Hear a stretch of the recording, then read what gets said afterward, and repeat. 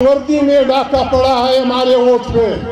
Army की वर्दी पे major colonel, lieutenant colonel, brigadier इन जनरल। आपको वर्दी की लाज रखनी है। बिल्कुल अख्तर जान ने ठीक कहा, इनसे वर्दी निकलवा दो। बिल्कुल they must be sacked out from the army. बिल्कुल निकाल देना चाहिए आर्मी से। और इनके इलेक्शन मिलिट्री कोर्ट या सुप्रीम कोर्ट में इनके पास केसेस होनी चाहिए।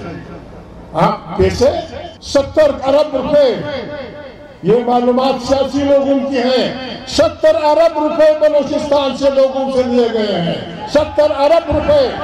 ये चोर, ये डाकू, ये वतन फिरोश, ये स्मगलर, इनसे आप जब 70 अरब रुपए लेंगे, ये पार्लिमानों में जाकर ये 70 अरब रुपए पाकिस्तान की पेट से निकालेंगे।